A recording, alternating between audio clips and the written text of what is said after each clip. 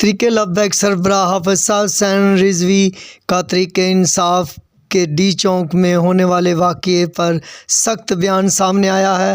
आइए सुनते हैं उन्होंने क्या कहा। हम इस जुल्म की मजम्मत करते हैं, खाली मजम्मत ही नहीं बल्कि इस हद तक करते हैं कि यार गोली चलाने वाले से कहता हूं अपने बजट हम तुम्हें इसलिए नहीं देते कि तुम अपने बच्चों पर चलाओ, और वो ढीठ जो डी चौक के अंदर खड़े होकर कह रहे हैं कि गोली नहीं चली।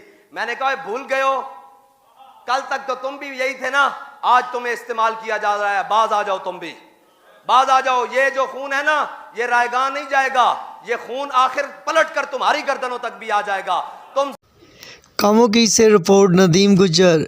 कामोकी में डकैती की वारदात। कामोकी थाना सदर के इलाके सेड्रा टाउन में डकैती की वारदात में नामालूम डाकू सुपर स्टोर से 60,000 नकदी, सिगरेट बोतलें और सामान ले उड़े।